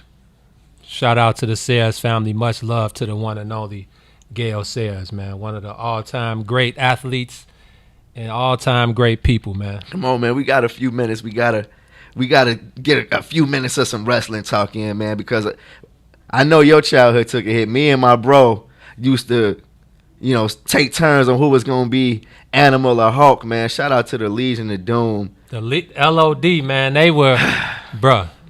They were around before you were born. I'm telling you, man. I know. That's how we got hooked on to wrestling, is through my older brother, loving on guys like Hulk and Animal. Man, you know the Road Warriors, Joe. Come on, man. I can see the faces and the gear just in my head, man. Much love to Animal. And Hulk died. Hulk died a few years ago. Yeah, man, and he was, you know, younger than 60, man. Oh, he was in his 40s. Animal was only 60 years old, and I'm like, man, these wrestlers, yeah, man, they check out early. That drug abuse, a lot of them died from drug abuse. Have you seen the show? Of course, Dark Side of the Ring? I've seen every Dark Side of the Ring, man. Behind the scenes of these guys are wicked, man. Bro. My wrestling days go back to the Von Erichs, man. Kerry Von Erich, Kevin Von Erich, David Von Erich, on to Andre. Man, we could talk wrestling all day, but one quick story, man. I used to be scared of Andre the Giant. I used to think Andre the Giant was going to come and attack me when I went to sleep at night. I used to have nightmares about Andre the Giant. That's how scary he was to me as a kid. But WWF, WCW, WWE, all of those different yeah, man. I can go back to ECW. The ECW. Come on, the Extreme. You know, the backyard wrestling guys, man. Much love to all of them guys. I'm just thankful I didn't seriously hurt my brothers and cousins from all the power bombs. Man, we used to have stunners and rock bottoms. We used to have wrestling matches in my great grandmother's room when they was downstairs. Man, what's all that damn noise y'all making up there? Me and my cousin Dion, we was elbowing, suplexing, leg dropping, flying off the top ropes. We was doing it all, man. Sharpshooters, all of that kind of stuff. So definitely a piece of our childhood is gone with Road Warrior, Animal. Man, it's crazy. I feel old. I can't front. I know it's your birthday. I feel kind of old, man. Hey, you getting up there, man. But take it easy. Continue to grow. Continue to progress. Be at one with yourself. It's all about the living righteous. And just doing the right things, man. But before we get out of here, before Mike Love and the Diz come flame this boy up with Leon Rogers on Chicago Famous coming up next. Leon at 4, Mike Love and Diz, Chicago Famous coming up right after the Bigs. Deion Sanders, man, at Jackson State. I'm a proud member of the SWAC, a proud Southern University alumni. I see y'all see T over here representing the MEAC, the real MSU, Morgan State University. Deion Sanders looking to do big things at Jackson State University. I'm so happy to see one of my top 5 athletes of all time, prime time, taking it back, giving the people what they want, and showing love to HBCUs, man. Oh, it's prime time at Jackson State. It's going down. I'm looking forward to seeing how quick he can get the Jackson State guys in that program into some prime time spots. I'm sure the HBCU family and guys that are paying attention over there are excited. Hey, if you see Deion in your living room, you going to Jackson State University. You got no choice. What can you say? With that said, we'll holler at y'all next week. You just got down on the soil with the Bigs. Peace.